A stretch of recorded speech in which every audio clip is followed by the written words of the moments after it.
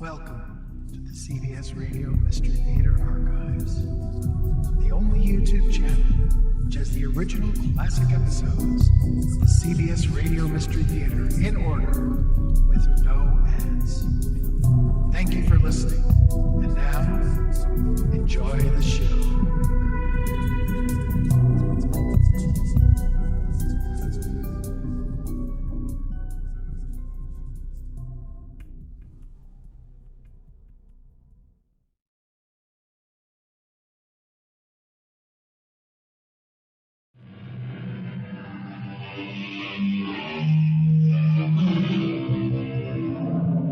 Come in.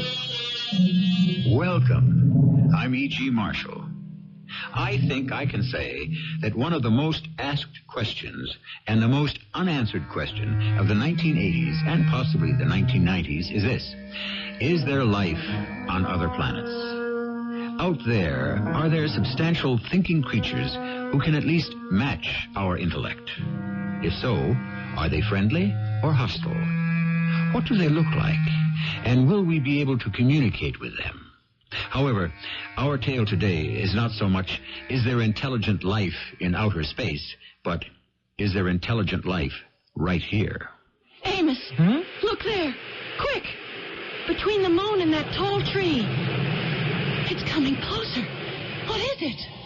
If this were the 4th of July instead of the 4th of December, I'd say it was a blue pinwheel gone crazy. Amos, it's not spinning.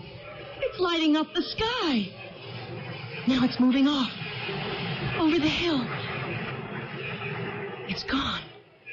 What was it? Well, it could be a temperature inversion. It does that. It's an unidentified flying object. You and I have just seen one.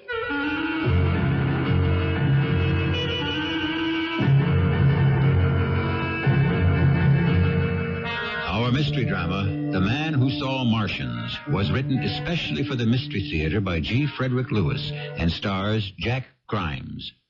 I'll be back shortly with Act One.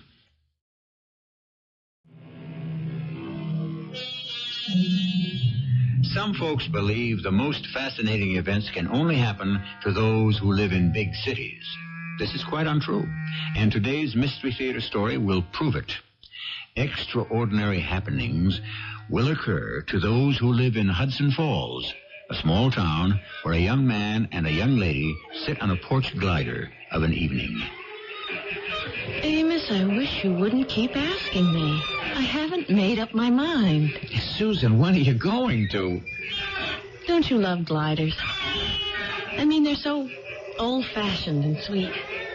Mother and Dad spooned on this when they were first married. Well, I guess you're not going to give me a positive answer tonight. Now that she's passed away, Dad never sits out here anymore. Okay, I'll change the subject. I am being considered for the job of assistant editor to Harris on the newspaper. I'm very pleased. Well, I thought you'd be. That's why I had to come over and tell you. I mean, I'm pleased Dad is taking such a personal interest in his newspaper. Becoming a publisher has given him something to do. Doesn't he have any hobbies or friends? Dad's never been close to people. He's spent all his time making money and now buying the Hudson Falls Gazette. Money's been his only interest. You know, Susan, we could give him something no money can buy, and I bet it'd give him a whole new lease on life. We could? A baby.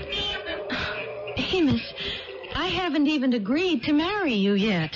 Okay, then what about it? I've been asking you for 2 years now. Amos, I don't see myself married to you because I want to be married to someone who's going somewhere. What are you? A reporter on a small-town newspaper. Even if you got to be editor-in-chief, it's going nowhere. You're not ambitious. And I don't want to go nowhere with you. Amos, look up there, quick. Between the moon and that tall tree. It's coming closer. What is it? Today was the 4th of July instead of the 4th of December. I'd say it was a blue pinwheel firecracker gone crazy. It's not that. It's not spinning. It's lighting up the sky and coming this way. It's moving off. small diamond. It's gone. Amos, what was it? Well, it could be a temperature inversion. It does that. Temperature? What are you talking about? That was an unidentified flying object, and you and I have just seen it. There is no such thing as UFOs, Susan. You don't think they're possible? Of course not. You mean a saucer with little green men on it? I don't think you're being funny, Amos. The joke could be on you. Well, whatever it was, it's worth a picture.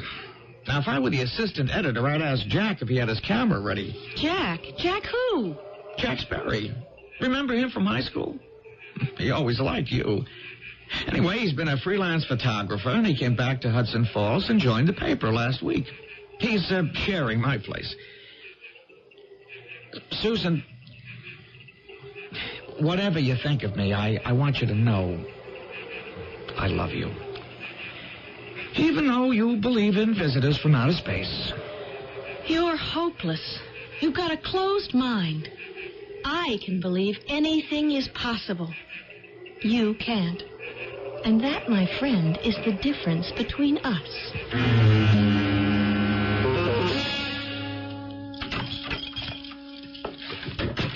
Amos, is that you? Wait till you see these shots I just developed. Oh, doggone it, you smelled up the bathroom again, making it into a dark room. Watch it. These blow-ups are wet. You took these? Yeah, just an hour ago. I was standing outside, and all of a sudden, I saw this big, flying silver pie, 100 feet in diameter, windows all around it, come zooming over the hill. Look at this one. Not bad, huh? A little grainy, even though I opened her up as far as she'd go. But they were traveling, man.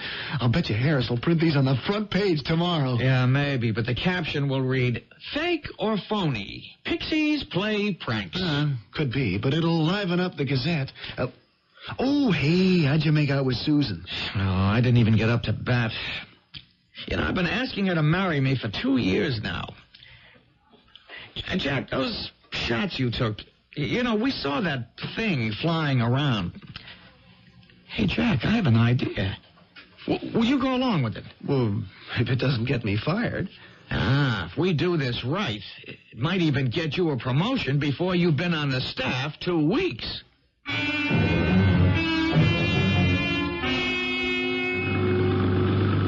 What time is it, Jack? Why, you're not planning to break any speed records in this old car, are you? No, I just want to get to the top of this hill without being seen. It's 10:15. Oh, hey, where were you today? I looked for you at lunchtime. I spent most of the day in the library. Reading up on our project, Operation UFO. Very funny. There's a whole shelf on UFO. People who've seen spacecraft, actually been on board. You know, you keep reading that stuff, you can get to believe someday it could happen to you. Only, I didn't want to wait that long. You really think what we're going to do is the only way to Susan's heart?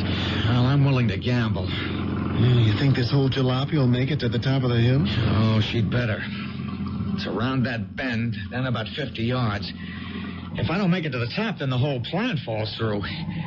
Oh, now, Jack, when we get up there, we just gotta hope that the brakes will hold so that she doesn't roll down the other side before we're ready. Nice going. Do you see anyone ahead coming up the hill towards us? No, not a soul. Okay, then let's get out on the double. You are really going through with this? I sure am. I can always take the bus to work. Well, what about me? When you show Harris the pictures you're about to take, you'll get a bonus big enough to buy 2 cars. I'd never do this to make a girl marry me. She said I'd never get anywhere, and I had no imagination. Well, we'll see.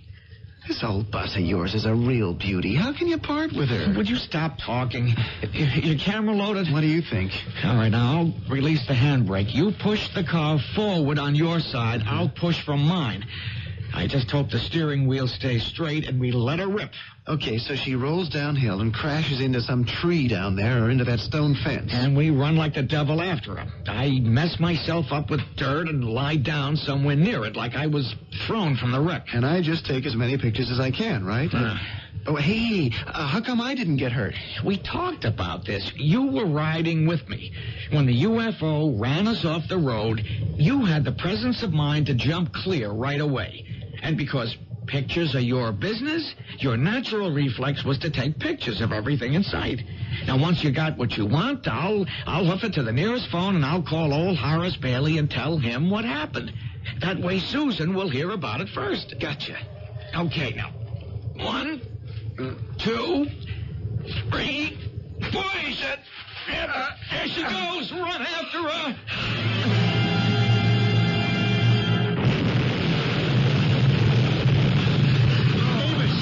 Amos, that wasn't in the plan. She cracked up okay, but she's on fire. Oh, darn it. I figured everything but that. What'll we do? Oh, okay. You jumped out. Remember that. Uh-huh. Now, I've got to get close to her and see if I can get singed to somehow make it look like I was inside when the UFO sights went. Amos, you are not getting any closer to those flames. Wait a minute.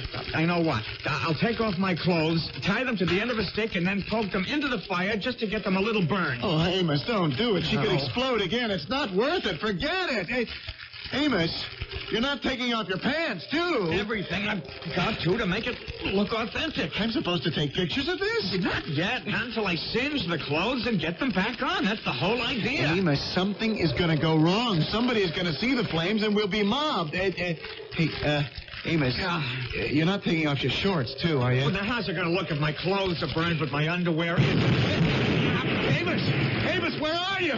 Oh, there's black smoke. He said I should keep taking pictures. Amos, you okay? Amos! Somebody pulled the alarm. They're sending a pumper. Oh, doggone it. My clothes fell off the stick right into the fire. Are you okay? You didn't get burned? No, it's all right. It'll make a better story.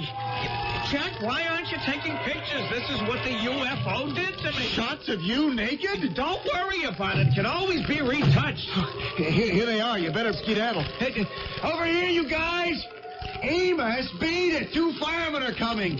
They've got a portable foam extinguisher. Okay, stand back, you. Hey, you, taking the pictures. I mean you. Hey, watch it. There's a man behind the burning car. Watch me aim that hose. You stand back, Tony. Hey, you with the camera. Chuck, aim that foam higher, will you? Hey, stop. Will you stop? You're dropping me. Let me out of here. Chuck, turn your phone down. Oh, look at him. Oh. Boy, if you ain't a sight, mister. What are you doing out here on this frosty night, naked as a jaybird, standing behind a burning car? You, warming your hands, mister? Operator, I know it's late, but will you please keep ringing? It's an emergency. Hello? Mr. Bailey? Who is this? Mr. Bailey, this is Amos Jones. I've taken the liberty of calling you at this hour because I've been witness to an attack by a creature or creatures from outer space. It's an important news story. You hold it now. Just hold it. Who is this? Amos Jones, I work for you on the Gazette. What time is it? It's 4 a.m., sir. I was driving along and I was forced off the road by a UFO. It hit my car. I'm in the firehouse, sir. In the firehouse? What are you doing there? Well, they're looking for a pair of pants to fit me. I lost all my clothes in the fire. I was hit by a UFO, sir. I heard you the first time. You weren't hit hard enough. You be in my office in the morning, and you'd better be wearing pants.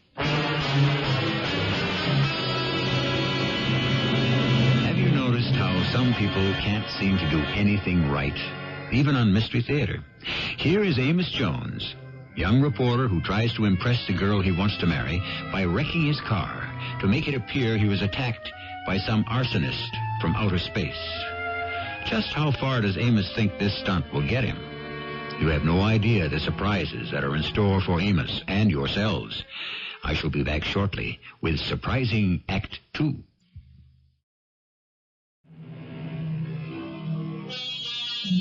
Just because a young reporter fakes an encounter with a UFO doesn't mean that many haven't been sighted around the world. There are countless affidavits, published accounts, and sworn testimonies, not only of sightings, but by people who believe they have been taken aboard a flying saucer. Up in Hudson Falls, it was a week of notoriety and ballyhoo, the value of which did not escape publisher Horace Bailey. Amos, I think we've got a tiger by the tail here. You've come up with some first-class, first-hand news, and we cannot let the story die away. Oh, Mr. Bailey, I'm still shook up about that first encounter. When you see Susan, I hope you'll tell her that. I haven't been able to get a hold of her. You were near death, my boy. When that extraterrestrial machine came down right on top of us and sideswiped us, I really thought that was the end. Well, I, for one, would like to keep that story alive. It came at me buzzing like a giant beehive, a streak of blue light. All those little windows in a saucer, 100 feet long, Mr. Bailey. 100? The first story we sent across the wire, you said 50. Now, you shape up, boy. Now, which is it, 50 or 100? A good reporter remembers details. Well, you try remembering with all those strange faces looking at you out of the portholes as that darn thing buzzes by.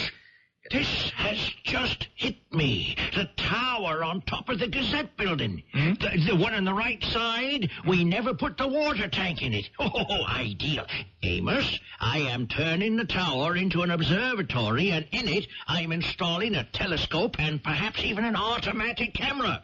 Push a button, and it keeps taking pictures. And you, Amos Jones, I am putting you in charge. Well, that's very nice of you, Mr. Bailey. I've been meaning to ask. You, Amos, will be our nightly watchman protecting our civilization. You had a question? Yeah. I didn't have any insurance on my car. I couldn't get collision because it's more than 5 years old. By Monday, everything will be installed. Well, do you think the Gazette could get me a replacement? Well, I'll talk to the board. You know, a man like you who's in charge of his country's first privately endowed Center for Non-Terrestrial Study, NTS, should have transportation to return to his home at 5 in the morning. You 5? Duty roster, 5 p.m. to 5 a.m. Your watch, my boy. You mean for me to spend my nights waiting for UFOs? When do I sleep? In the day. This is for science, Amos. If these Martians, or whatever they are, like it here, they may start commuting.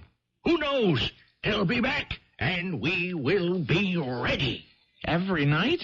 Well, I think there ought to be a couple of people working in shifts. Don't you think I deserve a more normal schedule? More normal than what? It's Susan, Mr. Bailey, your daughter. I know she's my daughter. Well, when am I going to see her? She works days in that law office. I'll be working nights, so I figure I ought to get Saturdays and Sundays off. Not to begin with, Amos. It's weekdays and weekends. Remember, Hitler always struck on a weekend. So did Napoleon. We can't relax our vigil for a moment. Say, this is some great spot you have up here, Mr. Astronomer, in your telescopic tower. No, cut it out, Jack. No, I mean it. Hey, look at that telescope. What an observatory. Oh. I got a good deal for old man Bailey. 2 cameras, automatic. So I've loaded one with triax, the other with infrared. You are so lucky. Will you shut up? The whole crazy idea is boomeranged on me. I'm on duty here every single night. Oh, that's a real shame. Yeah, Susan won't talk to me on the phone. I don't know what's wrong. Here I go and cook up this whole scheme about UFOs that she was so excited about, and suddenly it's nothing doing. You haven't seen her? Saturday, Sunday, I call her. She's not home. I leave messages. Here it is Monday, and I'm on this cockamamie UFO watch, and what for? Now, what kook from outer space is going to fly by the village green of Hudson Falls to be observed and photographed? It's insane. Gee, I'm sorry it worked out this way. Well, what can you do? Well, there's got to be another sighting. That's what. I'd like to hang around and take the pictures for you, but these cameras are a cinch. Just push the button, and you're in business. No. These sightings are going to be in my head, Jack. You understand? I'll get action from Susan and old Horace Bailey. You see if I don't. Believe me, I'm not spending any more nights in an empty water tower just because Napoleon declared war on a weekend.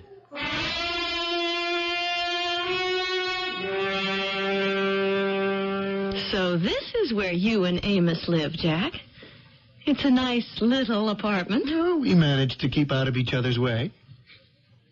Susan, what I was saying on the way over is, do you think it's fair?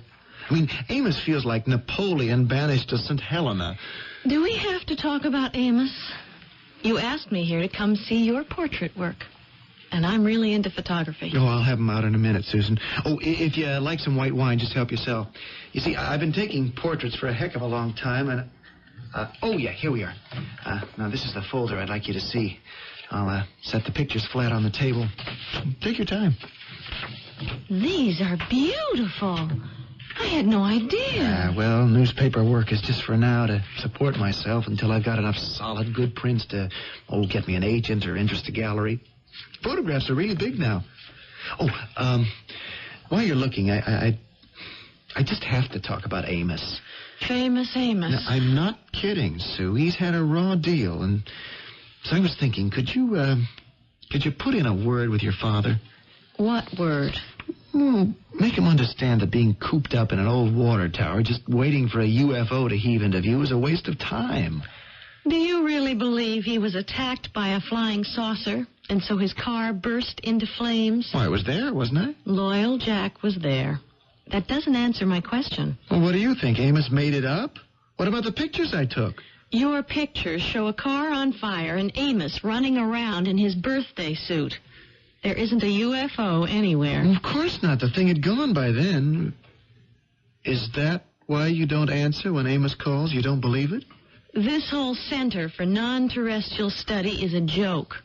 I'll make a deal with you. I won't say I think you may be in cahoots with Amos if you take me to the Founders' Day picnic tomorrow. Okay. I guess so. You do that, and I'll keep my suspicions to myself. Susan, you are the prettiest blackmailer I ever met.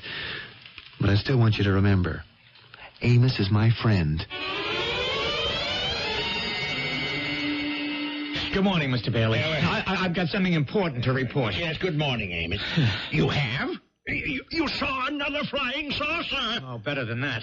One of them landed on the village green last night, and they took me inside it. Hey, Amos, Amos, you don't mean it. It took you inside. What was it like? Well, I've written the entire story down here, and I want you to read it very carefully. Hold everything. Hello, Miss Mergenweiler, get me Harris.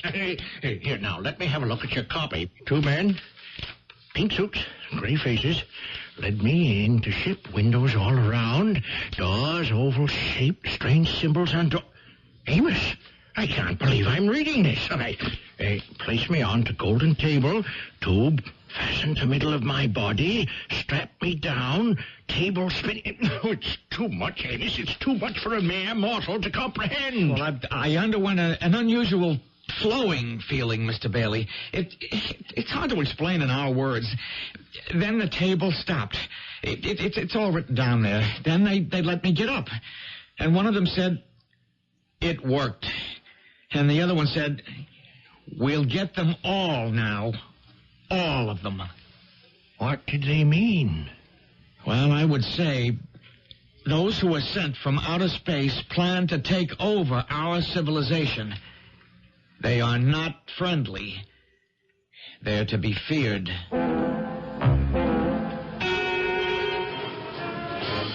Jack, it's not that I don't care for Amos. It's that I think I like you better. Sue, I can't do this to him. This has got to be the last time we meet. The whole town's here on the green picnicking. It's not as if we were alone. Think of Amos. You've known him all your life. He's crazy about you. You can see the Gazette building from here. Look up there. In that tower, there he sits. A lonely watchman ready to give the alarm if we're invaded. Nice try. Amos isn't protecting anybody. Come on. How can you say that when he risked his life last night, being forced on board a spacecraft? One that didn't make a dent on the green? You don't think it's strange that no one else in town saw it land? Look, Sue, I said I'd take you to the picnic. We've eaten all the sandwiches. We finished off the beer. I've got a couple of rolls of film I have to develop and print. So if you don't mind, I'll be on my way. Okay, Jack. I'm sorry we don't seem to get along. Sue, We could, believe me. But so long as there's Amos, we can't. Hey, Amos. Okay if I come in? I know it's late, but you're on duty. Well, I'm playing solitaire, or I deal you a hand. Amos, this thing is kind of snowballing. Aren't you afraid it'll get out of hand? Civilization, as we know it, is being threatened, if that's what you mean. Did Horace Bailey tell you the call he got from Washington? No, I haven't seen the old man for 2 weeks. Not since I handed him my eyewitness account. I've been too busy. The White House is impressed with your early warning system for UFO attacks. I expect there'll be public recognition of my efforts. Amos, hey, come off it. We know this whole McGill about you being taken aboard a spacecraft is so much baloney. Oh, we know that, do we? Don't put your head in the sand, Jack. The only way we can gear ourselves to combat an invasion from enemy planets is for everyone to hate space. Now, did you hear me? Quote, hate space. Unquote. I know. I've seen nothing but hate space billboards and bumper stickers. I gotta hand it to you. You sure know how to get publicity. Hate space. You know, you almost have me believing it. Well, don't you, Jack? I know you've been dating Susan, and that's why I haven't got a chance with her. You're the reason. So when you come up to my observatory and say, Amos, don't you trust me? My answer is, no, I don't. Okay, I get the message. I thought you'd let me explain, as an old friend. Nice try, old buddy. But our friendship is off. I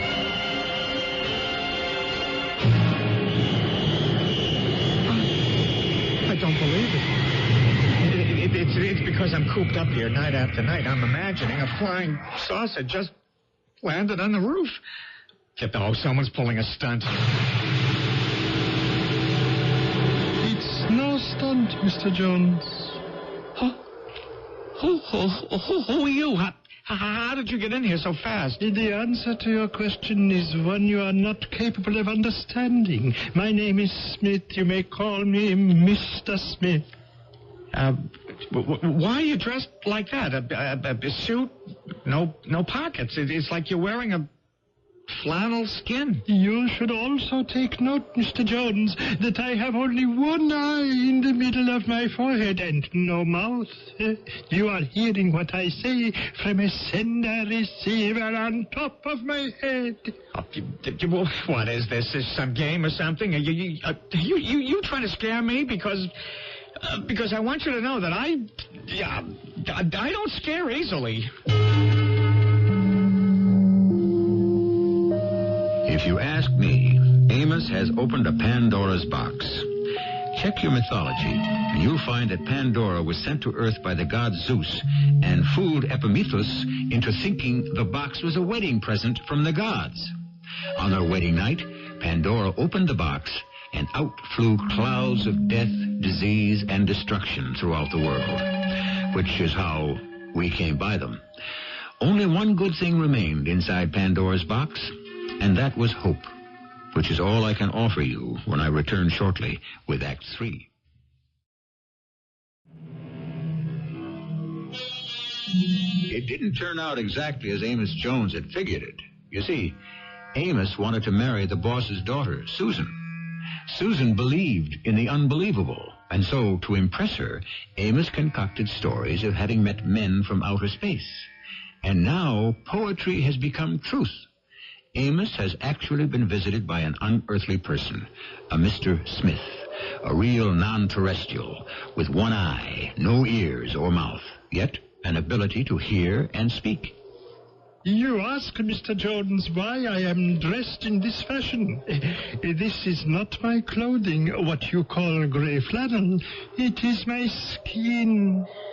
Sure, a funny-looking getup. You're doing very well in masking your fears, but let me assure you, I am not here to frighten you. Well, what do you want from me? A great deal, I'm afraid, Mr. Jones. You have done all our interplanetary cousins a great injustice, and by extension, yourselves. I have? You have. through some extraordinary chance perception, you have been able to describe a great many of our life support and travel systems. However, because humans are basically ignorant, you have created a monster. You have painted us as desiring the Earth's annihilation. And before I and my brothers return from whence we came, you will have to publicly forswear your hate space jingoism and admit to the world you told untruths. You manufactured outright lies. It was all a mistake. It snowballed.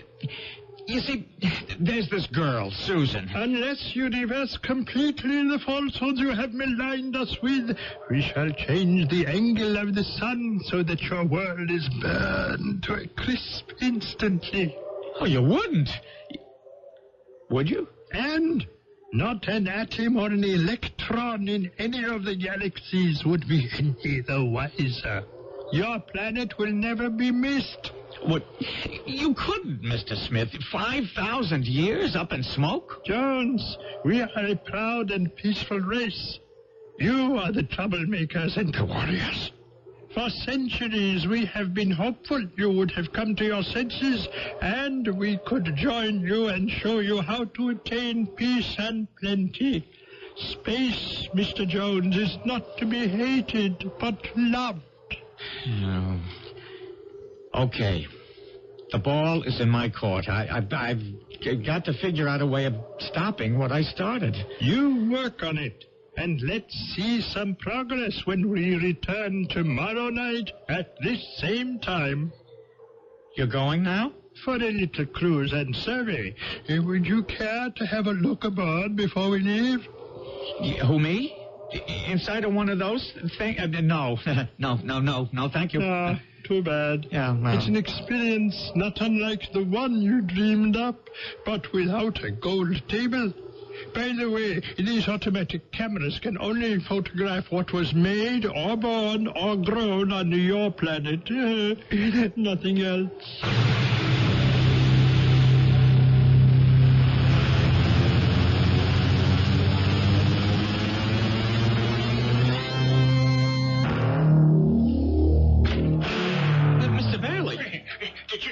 Did you see it? Of course I did. Amos, I was working late. I look out my window, and there's this big orange thing whizzing off the roof, shooting out blue flames.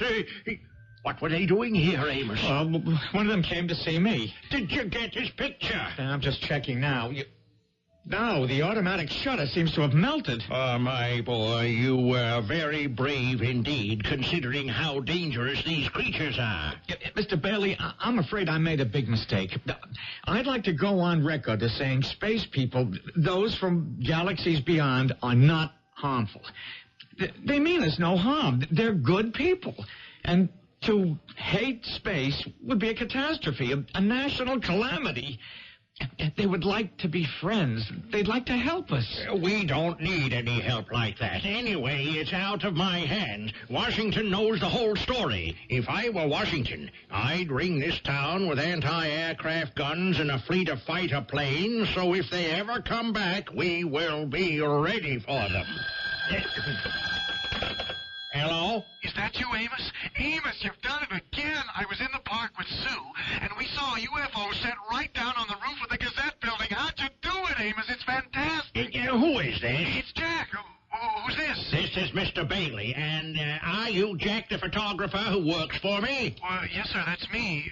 Where's Amos? He's right here. Do you wish to talk to him? No. I just wanted to let him know that I saw it. Yeah, well, so did I. And I'm up in the observatory with him. Now, you better come up here, Jack. Your cameras didn't work. They got jammed or melted or something.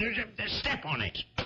Mr. Bailey, if we don't tell the truth that they're a great people, a kind people, and that I lied about them, if I can't get the people to believe that, they're going to blow us right out of the galaxy. It's the end. Amos, I think you're somewhat overwrought.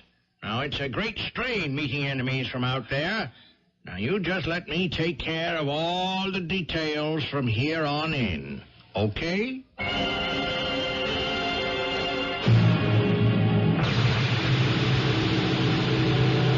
Amos Jones? I must have dozed off. Mr. Smith. So you're still up here in the tower? Mr. Smith, where have you been? I've been a nervous wreck for a week. You said you'd be back the next day. Mr. Jones, we wanted to give you time to make the necessary repairs to our reputation, but I'm afraid time wasn't on our side. Mr. Smith, you've got to believe me. I went on the air, on television, I gave newspaper interviews, but I don't seem to be able to stop that hate space movement I started. We've waited a long time, and our patience is very thin. Every 5 centuries when we return, nothing has changed. Humans still prefer trouble as a way of life. But you're not going to move the sun, are you? Give us a break. Mr. Jones, you will come with us. Now? On board your ship? Well, where are you taking me? For a little ride.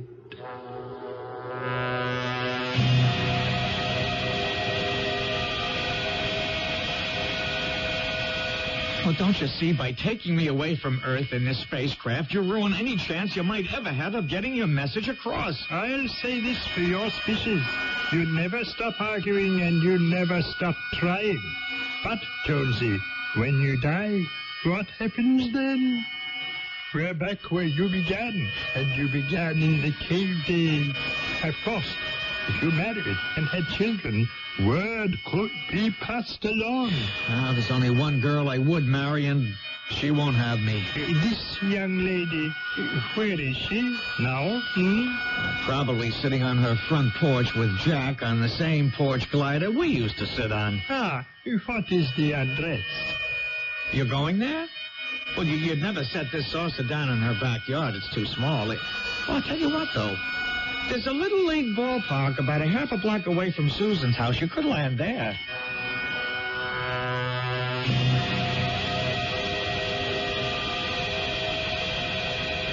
I feel sorry for Amos. I really do. It's all my fault. Oh, look. Did you see that blue flash in the sky? It's gone now. Disappeared behind those trees. It's northern lights or temperature inversions. Take your pick. You sound like Amos did the first night we saw it. When I wanted to talk about him, you didn't. Now I don't, and you still do. Hello, Jack. Susan? Amos, you scared me. What do you mean creeping up on us in the dark like this? Jack, there's a gentleman in back of the house who'd like to meet you. Oh, we'll bring him around. Well, he's a stranger and a little shy. I'll walk you back to him. Okay. Susan, I'll be back soon.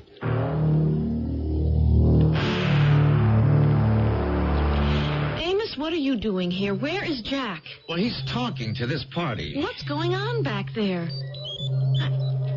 I hear strange sounds. I can't quite make out.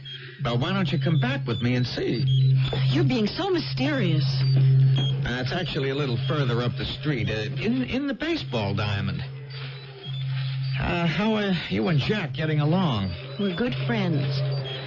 Oh, Amos, why did you go through all that hocus pocus? You don't really believe I've ever been in touch with those from outer space, do you? Amos, I really cared for you before all this. Now, where is Jack? Jack? Are you over there? I think he's just behind this big clump of pines.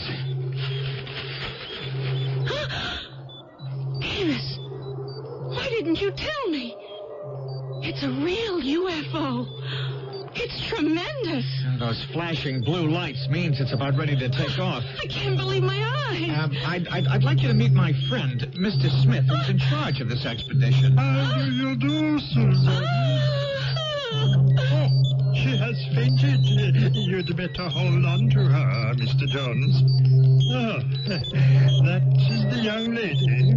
Susan, are you all right? I have noticed over the centuries, Earth females appear to feel a weakness in their legs and a cloudiness over their eyes when they see us for the first time. It's the lack of mouth and ears, I expect. And to hear a faceless creature speak. Oh, please. Excuse me, Mr. Smith. I was unprepared for the truth. Yes, I see. Well, Mr. Jones, you can prepare the lady. Goodbye, friends. I hope the next time we arrive on your planet, your civilization will be, shall we say, more civilized.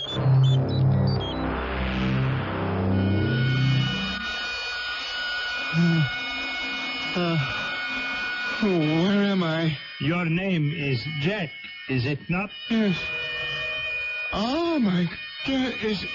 Is this a nightmare or is this for real? To answer your first question, Mr. Jack, take a look out at the porthole nearest you.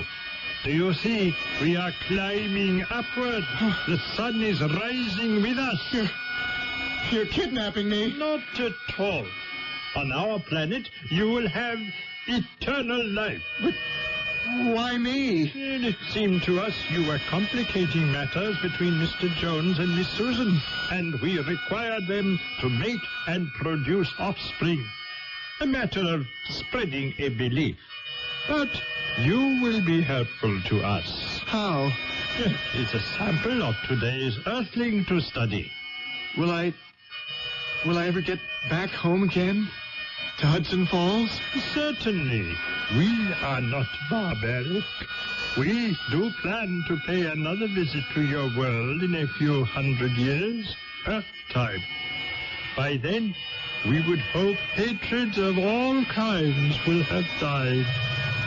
We can wait. We are a patient people. It's an axiom that we hate some persons because we do not know them, and we will not know them because we hate them. Is our tale that much a fantasy, or is it perhaps a disguised fact? It could all happen. Somewhere in space, there could be those of superior ideals who are right this moment, watching us and waiting for the day when we might all join hands for a better life. I shall return shortly.